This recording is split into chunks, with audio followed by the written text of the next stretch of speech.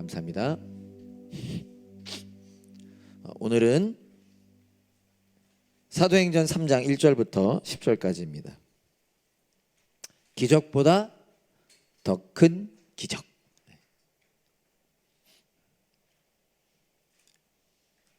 제가 확인을 못해서 들었는데 까먹었어요. 그 교육학적으로 똑같은 얘기를 수십 번 반복해야 깨닫고 기억한대요. 근데 그게 수십 번이 몇 번인지 정확한 게 기억은 안 나거든요. 그때 제가 은혜를 받았습니다. 아, 그렇구나.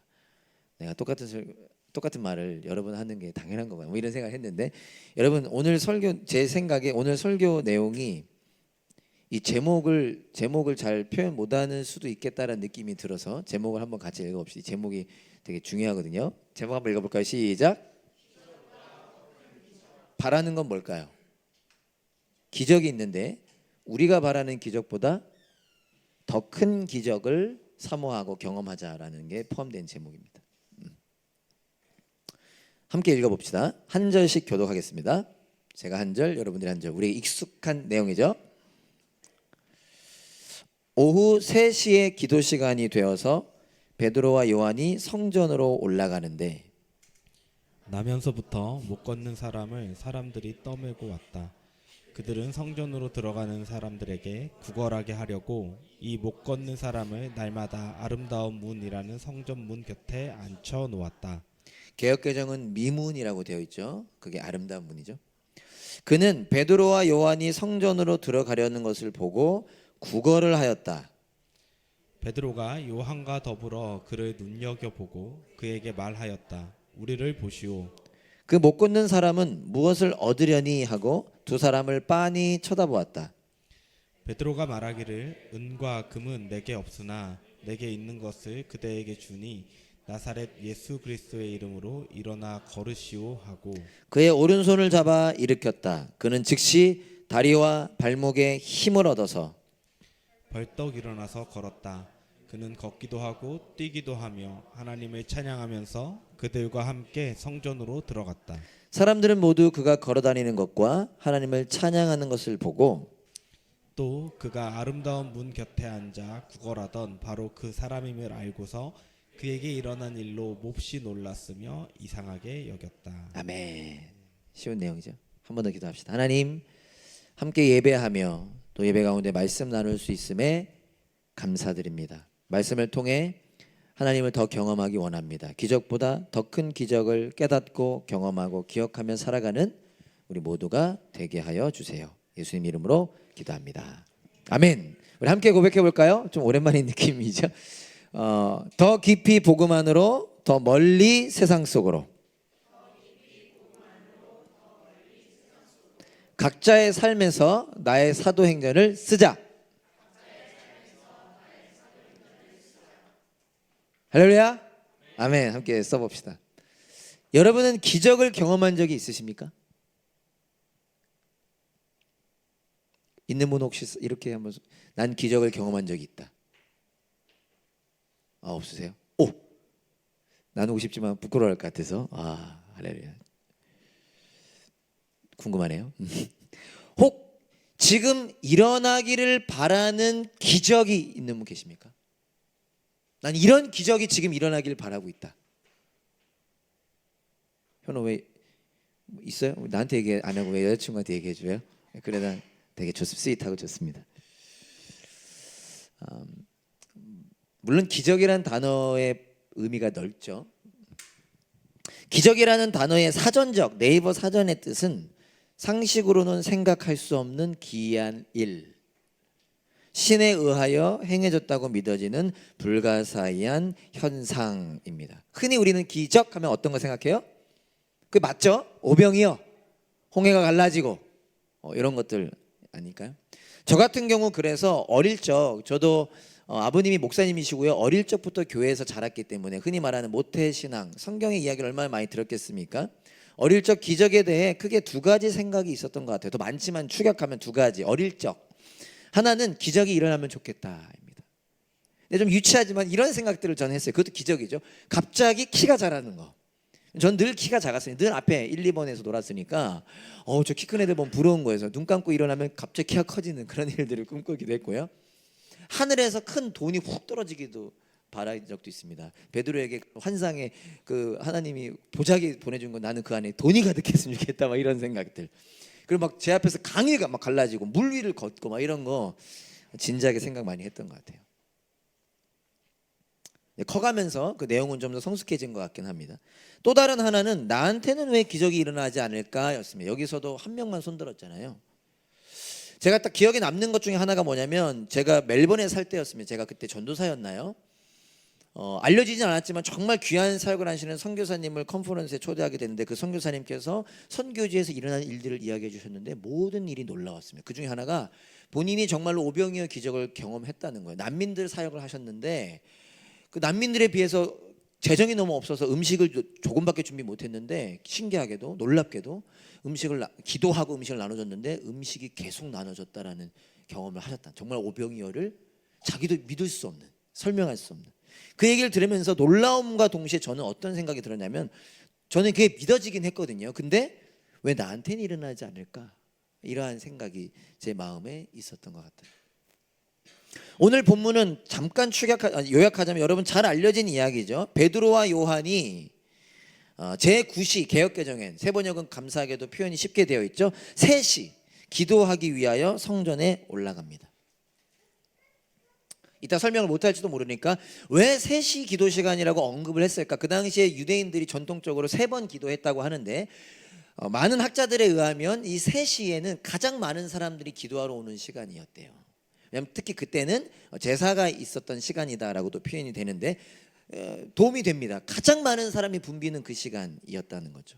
사람들이 나면서부터 못 걸었던 사람을 데리고 옵니다. 베드로와 요한이 그 사람을 보게 되죠. 그리고 그 사람의 손을 잡고 그를 일으킵니다. 일어나 걸어라. 그 즉시 어떤 현상이 일어납니까? 다리와 발목이 힘을 얻게 되고 되게 구체적으로 묘사하고 있습니다. 벌떡 일어나서 걷기도 하고 뿐만 아니라 뭘 해요? 뛰기도 해요. 그러니까 진짜 일어난 사건이라는 걸 강조하고 있는 거죠. 걸을 뿐만 아니라 뛰기도 하고 더 우리가 또 기억하고자 하는 것은 하나님을 찬양하면서 성전으로 들어갑니다. 이게 오늘 내용이죠. 말 그대로 놀라운 일이 일어난 겁니다. 태어나면서 못 걸었던 사람이에요. 근데 그 사람이 걷게 됐습니다. 그래서 많은 이들에게 알려진 본문이기도 하지 않을까. 오늘 본문에 제 나름대로 정리를 해볼 때 더 많을 수 있겠지만 오늘 본문에는 3가지의 기적이 나타나고 있습니다. 여러 기적이 있겠지만 기적이라고 표현할 수 있겠지만 3가지 기적이 나타나고 있고요. 오늘 이 3가지 기적을 여러분들과 나누면서 우리 또한 저 또한 이 은혜를 사모하고 또 이 은혜를 정말 경험하는 한 해가 되기를 간절히 소망합니다. 첫 번째 기적은요. 화면이 준비되어 있을까요? 네, 첫 번째 기적은 못 걷는 사람이 걷게 되었다라는 것입니다. 오늘 이야기의 핵심이라고도 할 수 있겠는데요. 태어나면서부터 걷지 못했던 사람이 걸을 수 있게 되었습니다. 자, 질문 들어갑니다. 누가 걷게 한 걸까요? 어려워요? 자, 보통 제가 질문 들어갑니다 하면요. 바로 그 질문이에요. 제 질문에 대부분은 대답은 누구다? 이다. 그죠? 자, 다시 질문 들어갑니다. 태어나면서 못 걸었던 사람이 걷게 되었습니다. 어려운 질문 들어갑니다. 누가 걷게 한 걸까요? 예수님. 목사를 못 믿어요. 알려줬는데도 대답을. 예수님께서 저는 보통 원고를 읽거든요. 원고에는 뭐라고 써 있는지 아세요? 이렇게 써 있습니다. 네, 예수님께서. 근데 왜 내를 못했나? 여러분이 못해 대답을 안 해줘가지고. 이사야 35장 5절 6절에 보면 이런 말씀이 있는데 제가 한번 읽어볼게요. 그때에 눈먼 사람의 눈이 밝아지고 귀먹은 사람의 귀가 열릴 것이다. 그때에 다리를 절던 사람이 사슴처럼 뛰고 말을 못하던 혀가 노래를 부를 것이다. 광야에 물이 솟겠고 사막에 시냇물이 흐를 것이다. 하나님께서 이사야 선지자를 통해 예언하시는 말씀인데 그때에 예수님이 오시면 어떤 일이 일어나는지를 이야기하는 장면입니다. 그때 어떤 일이 일어날 거예요? 예수님이 오시면 다리를 절던 사람이 사슴처럼 뛴대. 이 예언이 이루어진 거죠. 예수님을 통해 이 예언이 이루어진 것입니다. 중요한 것은 뭐냐면 너무나 기본적인 거겠지만 몇백 번 반복해도 반복을 통해 우리에게 경험되기를 소망하는 마음으로 반복하는 건데요. 이 예수님이 실제이고 진짜이다라는 겁니다. 이사야 선지자를 통해 예언을 했고 오늘 사도행전 3장에서 이루어졌는데 이 예수님이 진짜라는 거예요. 픽션이 아니라는 겁니다. 그리고 이 예수님께서 태어나면서부터 걷지 못했던 자를 걷게 하신 이 일을 직접 친히 진짜로 행하셨다라는 거예요. 사랑하는 여러분, 예수님을 통해 이런 기적이 일어납니다. 네, 보통 교회에서는 이때 아멘, 제가 뜸을 조금 들였잖아요. 여러분들을 위해서. 예수님을 통해서 이런 일이 일어나고요. 저의 소망, 기도는 이번 한 주의 기도, 설교를 준비하면서의 기도는 우리 교회가 이 일이 일어나기를 기도하면 좋겠다. 그리고 정말로 소망하면 좋겠다. 오늘 이야기의 장면은요, 어쩌면 극명한 대비를 이루고 있습니다. 사진은 준비 안 했지만 여러분들이 한번 그림을 그려보세요. 나면서부터 걷지 못했던 사람이 어디에 지금 앉아 있죠? 미문, 아름다운 문 곁에 앉아 있습니다. 이 문이 어떤 문인지 정확히 알 수는 없습니다. 요즘은 특히나 어떤 문인지 어떤 기록이 없기 때문에 추측은 하지만 예루살렘 성전에 여러 문이 있는데 그 문 중에 어떤 문인지는 알 수는 없습니다. 그런데 분명히 알 수 있는 사실은 뭐냐면 이 문이 별명이 있었다는 거예요. 그 오늘 별명을 기록하고 있잖아요. 별명이 있을 만큼 그리고 실제 이름이 있는데 그 실제 이름이 아닌 별명으로 불렸기 때문에 사도행전의 기자인 누가가 별명으로 기록할 만큼 어떤 문이었다는 거예요? 아름다운 문이었다라는 거예요. 그 어떤 문보다 아름다운 문이었다라는 거예요. 그런데 그 문 앞에 누가 있는 거예요? 나면서부터 걷지 못한 사람. 극명히 대비되는 거죠. 특별히 누가는 뭐라고 묘사하고 있냐면 나면서부터 걷지 못했다라는 걸 강조하고 있는 듯합니다. 나면서부터 걷지 못했다. 걷다가 걷지 못한 사람과 분명 다를 겁니다. 어쩌면 이 사람은 일어나서 걷게 된다라는 건 상상도 해보지 않은 일, 생각도 해보지 않은 일, 아마 어쩌면 모르는 일, 걸을 수 있다라는 건 그냥 그에게는 모르는 일이 아닐까. 그러기를 사도행전 뒤편에 기록하고 있죠. 이 사람의 나이가 대략 40이 넘었습니다. 저랑 비슷한 거죠. 40년 동안 그렇게 살아왔던 사람, 즉 뭐가 표현되고 있는 거라고 알 수 있냐면요, 그만큼의 절망과 초라함이 나타나고 있는 것입니다. 사람들은 이 병자를 일부러 성전 문 곁에, 그것도 아름다운 문 곁에 두었습니다. 의도가 좋았죠. 왜요? 가다가 사람들이 보고 도와주게 하기 위해서. 근데 여러분, 한 번 더 우리가 생각해 볼 필요가 있는데요. 사람들이요, 이 나면서부터 걷지 못한 사람을 성전 문 곁에 데려다 놓았습니다. 그 이유가 뭐냐면요, 그 당시 예루살렘 성전은 희망 그 자체였기 때문이에요. 특히 이스라엘 사람들에게 있어서 예루살렘 성전은 어떤 상징을 갖고 있죠? 하나님이 계시는 곳, 하나님의 집이 예루살렘 성전이었습니다. 그래서 다른 건 몰라도 이 끔찍한 세상, 예루살렘 성전만큼은 희망이었던 것입니다. 그리고 그 성전으로 예배, 제사, 기도하러 가는 사람들도 누구예요? 어떤 사람들이에요?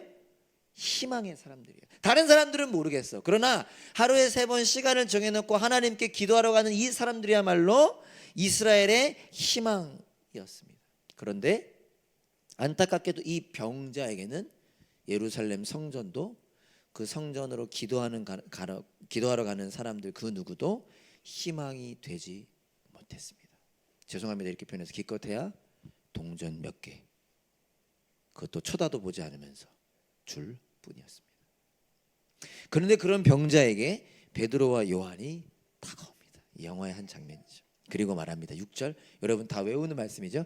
은과 금은 내게 없거니와 내게 있는 것을 너에게 주노니. 새 번역으로 내게 있는 것을 그대에게 주니 나사렛 예수 그리스도의 이름으로 일어나 걸으시오. 아름다운 장면이죠. 베드로와 요한이 은과 금이 없었습니다. 이게 진짜 은과 금을 뜻할 수도 있고요. 사실은 은과 금 누가 갖고 다니나요? 그 당시에 동전이 은과 금으로 되어 있으니까 동전, 아마 돈을 뜻한 게 아닐까. 쉽게 말해 지금 뭐라고 얘기하는 거예요? 사람들이 가장 중요하게 생각하는 돈은 없었다는 거예요. 뭐 한두 푼 있었겠지만 그 돈이 별로 없었다는 거죠. 물론 그 돈도 이 병자의 인생을 해결할 수는 없었습니다. 그런데 베드로와 요한이 가진 것이 있었습니다. 뭐가 있었죠? 예수님의 이름. 내게 있는 것을 그대에게 주노니. 여러분, 예수님의 이름을 가지고 있었다는 게 무슨 의미일까요? 예수님의 이름을 가지고 있었다. 다 아시죠? 예수님을 가지고 있었다는 뜻인데요. 예수님으로 살아가고 있었다라는 뜻입니다. 베드로와 요한은 더 이상 은과 금을 위해, 돈을 위해 살아가는 게 아니라 예수님으로 살아가고 있었고, 조금 더 나아가자면 예수님으로 인하여 우리에게 허락되는 하나님 나라, 천국을 살고 있었다라는 것입니다. 병자에게 지금 그것을 주는 겁니다. 병자요, 우리에게 돈은 없지만 나 예수님으로 살아가고 있고 그분으로 인해 천국을 살아가고 있는데 그것을 당신에게 주겠소. 놀랍게도 나면서부터 걷지 못했던 그 사람이 그 순간 걷게 됩니다. 단순히 걸은 것만을 의미하는 게 아니라는 거 아시죠? 병자가 걷게 된 건 뭘 뜻하는 겁니까? 그가 구원받고 영생을 누리게 되었다는 것입니다.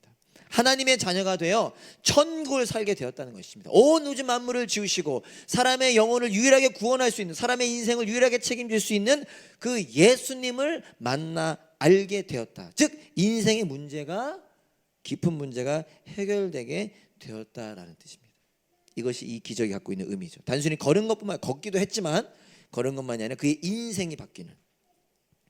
사랑하는 여러분, 우리 모두가 이 기적을 경험하게 되기를 소망합니다. 저의 기도는 사실 오늘 이 순간 경험하는 거고요. 나아가서 우리의 한 주, 1년의 삶 속에 경험되길 원합니다. 여러분, 제가 사도행전 3장 1절부터 10절까지 매일 묵상했을 거 아닙니까? 설교를 준비하기 위해서. 말씀을 준비하면서 한 분이 계속해서 생각이 났습니다. 누굴까요? 네. 여러 사람이 생각이 나지만 그 중에 한 분이 바로 형숙 집사님. 그래서 말씀을 준비하는데 좀 부담도 됐어요. 이게 좀 여러분 오해 안 하실 거니까, 제가 그런 더 능력 있는 치유의 은사가 있는 목사였다면 뭐 얼마나 좋았을까 이런 생각도 들었는데, 우리 형숙 집사님은 인생의 문제는 이미 해결되신 분이십니다. 아까 찬양 인도자분께서 나눠주신 내용만 하더라도 우리보다, 이렇게 표현해서 죄송한데 다 인정하시겠죠, 훨씬 깊은 신앙으로 살아가고 계시잖아요. 그렇기 때문에 저에게는 또 한 가지 기도 제목이 있는데, 그것은 암이 깨끗이 사라지기를 바라는 것입니다. 이 본문을 묵상하면서 더 그 생각이 들었습니다. 하나님, 안진뱅이를 일으켜 세워주신 것처럼 우리 집사님의 암을 깨끗하게 고쳐주십시오. 물론 모든 건 하나님께 달려있고 하나님의 뜻을 제가 다 할 수는 없지만 하나님께 이렇게 간구합니다. 뿐만 아니라 우리 집사님뿐만 아니라 제가 지난주도 몇 분의 우리 교회 지체들을 만났는데 그분들의 삶이 얼마나 다 그렇게 힘들고 사연이 있는지 제가 생각도 못했었어요. 이런 아픔들이 있구나, 이런 어려움으로 살고. 여러분들 모르실 거예요. 여러분들 주위에 얼마나 아픈 스토리가 있는지. 겉은 다 삐까뻔쩍 괜찮잖아요. 얼마나 잘생기고 우리 교회 다 얼마나 선남 선녀야. 미안합니다, 저만 그런가요? 네. 근데 여러분 다 아픔이 있어요. 여러 가지 아픔을 겪고 계신 모든 우리 사랑하는 담없는 교회 분들이 오늘 이 시간 회복되고 치유되기를 간절히 소망합니다. 아멘. 두 번째 기적은요, 그들과 함께 성전으로 들어갔다. 첫 번째 기적은 우리가 너무 잘 아는 기적이죠. 안진뱅이가 일어나는 기적. 두 번째 기적은 그들과 함께 성전으로 들어갔다. 여러분 8절을 보면요, 나면서부터 걷지 못했 8절 뒤에 보면 그들과 함께 성전으로 들어갔다. 나면서부터 걷지 못했던 병자는 다리와 발목에 힘을 얻어 일어나 걷고 뛰게 되었고요. 뿐만 아니라 그들 베드로, 요한과 함께 성전으로 들어갔습니다. 별거 아닌 것 같죠? 네, 여러분 이게 기적입니다. 지금 나면서부터 걷지 못했던 사람을 친구들이 늘 어디다 데려다 놨어요? 성전 안이 아니라 성전 흥분하기 시작합니다. 성전 마이크를 왜 쓰는지 우리 교회 마이크도 좋은데 성전문 곁에다 두었어요. 아마 한 번쯤 들어보셨을 텐데요. 구약 율법에 따르면 구약 성경에 따르면 걷지 못하는 자는 제사장이 될 수 없으며 성전에 들어갈 수도 없었습니다. 그 당시 중요한 의미가 있었지만 이것이 계속되면서 또 잘못 해석하면서 예수님 당시 이 제자들 당시의 성전에는 아무나 들어갈 수가 없었습니다. 뿐만 아니라 성전 사진을 제가 준비했는데 더 좋은 사진을 준비해보다 안 보이네 글씨가. 성전 사진을 보면요 대충 요래요. 다음 사진 보여주시면 여기에 보면 여러분 찾아보세요 한번. 여기 보면 이방인의 뜰이라고 쓰여져 있는 거 있죠. 전사님 감사합니다. 그 다음 이스라엘의 뜰 보이죠. 여인의 뜰 보이죠. 그 다음에 좀 더 다 보면 제사장의 뜰 보이죠. 네, 다시 크게 보여주시면 이렇게 이게 무슨 의미예요? 이방인들은 저기까지만 갈 수 있는 거예요. 저 이방인의 뜰이라고 써 있는 데까지만. 그리고 여인들은 그거보다 더 들어가는데 저기까지만 들어갈 수 있는 거예요. 여자들은. 미안합니다. 지금은 안 그렇죠. 그 다음에 이스라엘 쉽게 말하면 남자들이에요. 남자들은 저기까지 들어갈 수 있어요. 그리고 제사장은 저기까지 들어갈 수 있어요. 다 나뉘어져 있었습니다. 사람을 다 나누고 있었던 거죠. 이스라엘 사람들은 선택받은 백성이다. chosen people. 자신들만 특별한 사람이라고 하는 생각이 있었고요. 그 생각 아래 더불어 모든 사람을 구분해 놓고 있었어요. 탁탁탁탁. 넌 여자, 넌 남자, 넌 제사장, 넌 이방인 다 나눠 놓고 있었어요. 그런데 사실 여러분 가만히 생각해 보면 이게 이스라엘 사람들만의 이야기였을까요? 드러났을 뿐이지 모든 사람들이 다 자기 중심적인 생각 아래 다 갈라져 있죠. 다 갈라져 있죠. 그런데 이거 여러분 제가 했던 얘기죠. 특히 우리 교회 이름이죠. 그 담. 사람들을 갈라놓았던 그 갈라짐이 어떻게 된 것입니까? 예수님으로 인하여 허물어지고 없어지게 된 거예요. 예수님의 이름으로 그 병자가 나은 것뿐만 아니라 성전 안으로 들어가게 되었고 예수님의 이름으로 갈라져 있던 모든 사람들의 그 갈라놓은 담들이 다 허물어졌다는 거예요. 여러분 예수님께서 십자가에 못 박혀 숨을 거두실 때 성경 자세히 보신 분들 그리고 들어보셔서 아시죠? 성소의 휘장이 어떻게 되었죠? 어떻게? 네, 자신 있게 맞는 찢어졌죠. 어디서부터 어디로? 위에서부터 아래로. 혹시나 깜빡하실 분을 위해서 저 사진 아까 보시면 성소가 있는데요. 지성소와 성소로 나뉘어집니다. 저기는 안 나와 있을 수도 있죠. 그래서 지성소는 아무나 못 들어가. 1년에 한 번만 대제사장만 들어갈 수 있죠. 거기에 뭐가 쉽게 말하면 커튼 같은 걸로 휘장으로 가려놨습니다. 아무나 못 들어가.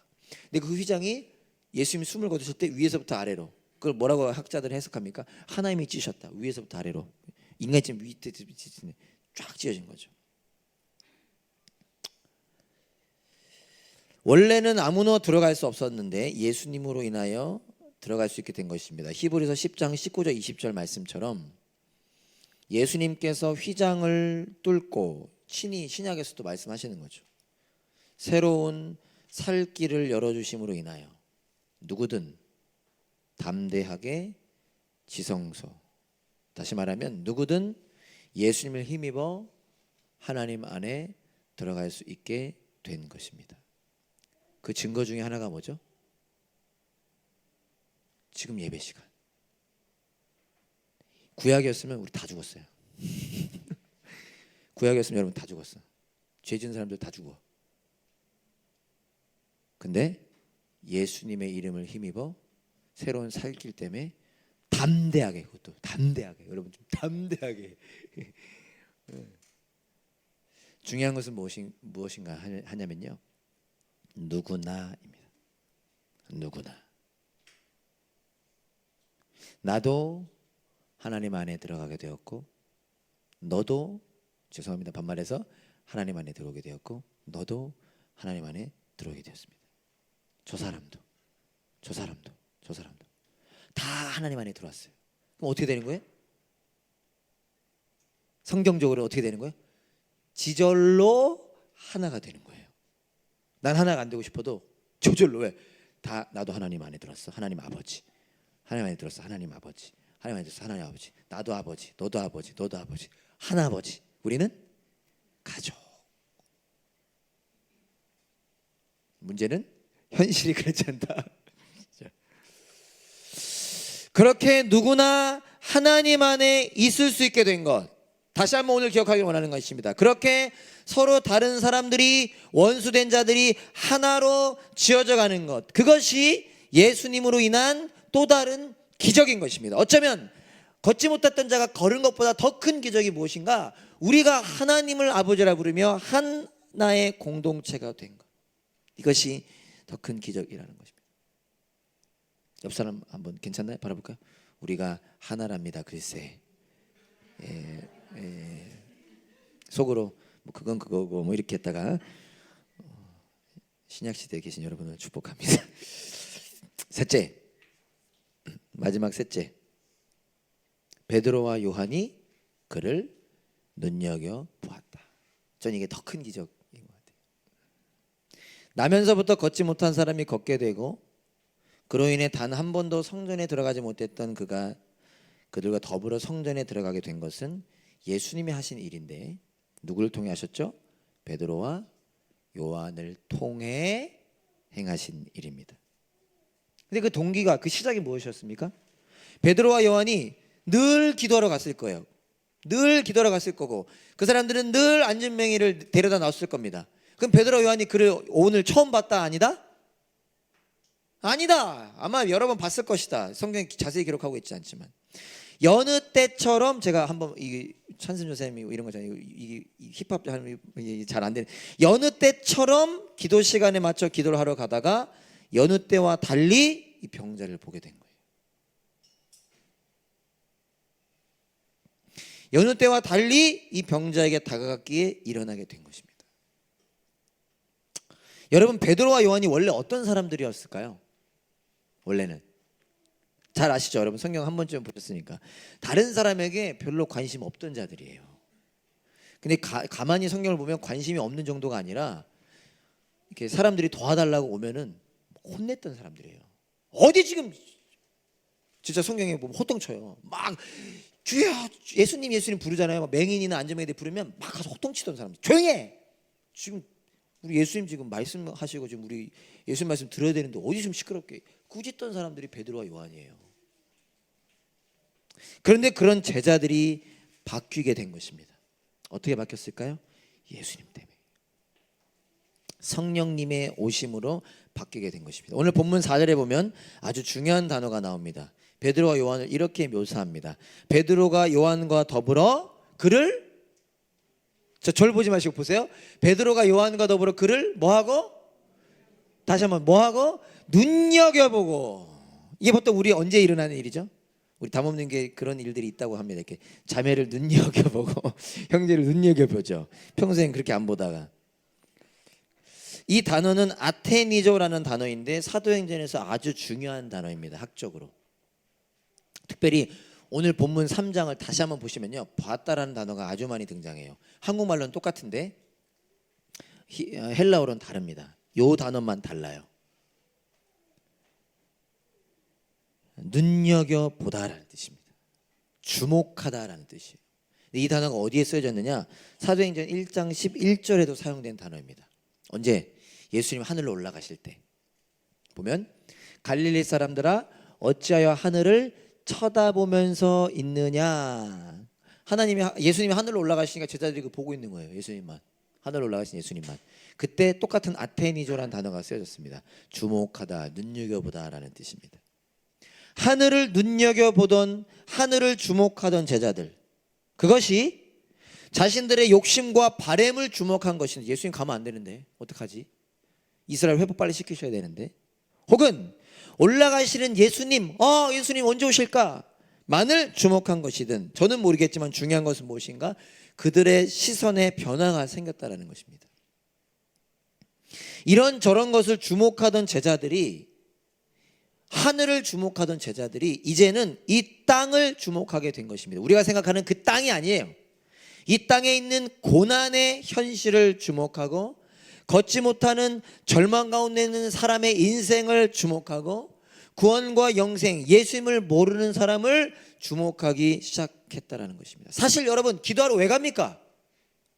하루에 3번 하나님께 기도하러 가는 거잖아요. 하나님을 위하여, 하나님의 마음을 위하여. 그러나 그 누구도 그 병자에겐 관심이 없었어요. 하나님은 그에게 관심이 있었는데 다 그냥 자기 마음에 자기 기도 제목 가지고 기도하러 갔어요. 그런데 베드로와 요한은 예수님과 성령님으로 인하여 그날 시선이 변하기 시작한 거죠. 베드로와 요한을 위해 십자가에서 죽으시고 부활 승천하셨던 예수님께서 그들 안에 들어오셨기 때문에 일어난 변화였던 것입니다. 그래서 베드로와 요한이 성령님을 경험하고 나타난 첫 기적의 사건으로 기록하고 있는 것이죠. 여러분, 기적 중에 기적이 무엇일까요? 모든 기적들 중에 가장 큰 기적은 예수님께서 우리를 위해 인간이 되신 것입니다. 금요일도 우리 전쌤이 설교하면서 피자를 예로 들었잖아요. 기적 중에 기적. 인간을 창조하신 그분이 그것도 죄인을 위해 인간이 되셨다라는 거예요. 나아가서 인간이 되신 것만이 아니라 나를 대신해서 죽으신 그 기적이죠. 그 기적이잖아요. 더 기적은 뭐예요? 세상 그 어떤 것보다 악하고 더러운, 말씀에 의하면 만물보다 부패한 것이 우리의 마음이라 했는데 그 마음에, 그 더러운 마음에 예수님께서 들어오신 겁니다. 여러분, 더러운 데 안 가잖아요. 여러분, 똥 있으면 가요, 안 가요? 저도 자주 하는 말 중에 하나가, 죄송합니다, 갑자기 생각나요. 길 가다가 여기는 강아지들이 많잖아. 오, 여기 똥 있다, 조심해. 우리 근처도 안 가잖아요. 유치합니까? 그 똥보다 더 더러운 내 마음속에 예수님이 들어오신 것입니다. 그게 기적이죠. 베드로와 요한을 통해 걷지 못한 자를 걷게 하셨던 것처럼 예수님은 저와 여러분을 위해 예수님의 일을 행하고 싶어 하십니다. 그것이 가능한 이유는 우리는 구원받은 것뿐만이 아니라 변화되었고 변화되어 가기 때문인데, 우리 안에, 내 안에 예수님이 계시기 때문입니다. 내가 그리스도와 함께 십자가에 못 박혔나니 그런즉 이제 내가 사는 것이 아니요 내 안에 그리스도께서 사시는 것이라. 이 기적 중에 기적을 다 경험하셨어요, 여러분. 여기 다 경험하신 분들이에요. 와우. 그 은혜를 깊이 경험할 수 있는 저와 여러분 되길 원합니다. 말씀 마치겠습니다. 지난주 일부 예배 오신 분들 죄송합니다. 그런데 우리 선생님들 받았죠? 자원봉사 하신 분들 떡 받으셨죠? 받았나요? 나는 안 주더라고. 죄송해요, 농담입니다. 우리 아내가 받았어요. 죄송, 농담한 겁니다. 지난주 설날을 맞아서 떡을 먹었습니다. 누가 주신 떡이죠? 예, 암 치료를 위해 퍼스에 가신 송영숙 집사님께서 보내주신 떡이었습니다. 이런 생각이 들었어요. 떡을 보낸다면 우리가 보내야 하는 거 아닌가?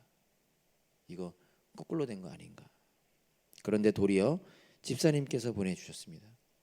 보내주신 이유를 여러분 다 아실 겁니다. 사랑 때문이죠. 우리를 사랑하는 그 사랑 때문에, 그리고 예수님을 고백하는 그 은혜 때문이었습니다. 보통이라면 그러한 투병 중에 어떻게 남을 돌아봅니까? 그것도 떨어져 있는 사람들을. 근데 그것이 가능한 것은 예수님 때문인 것이죠. 즉 기적 중에 기적이 이루어졌기 때문이 아닐까 생각합니다. 우리도 그렇게 살아가는 삶으로 초대됐습니다. 우리도 자라나면서 그렇게 살아갈 수 있을 것입니다. 여러분 혹 기적을 바라고 계십니까? 어떤 기적을 바라고 계십니까? 여러분, 기적 중에 기적 중에 가장 큰 기적은 예수님이라는 기적입니다. 그분이 내 안에 들어오시는 것. 혹 그것이 느껴지지 않는다면 오늘부터 그 은혜를 사모하며 기도하기 원합니다. 주님을 믿는데 그 믿음이 더 깊어지기 원합니다. 그런 저와 여러분 될 수 있기를 간절히 소망합니다. 아멘. 다 같이 일어나실까요? 함께 찬양하면 좋겠는데요.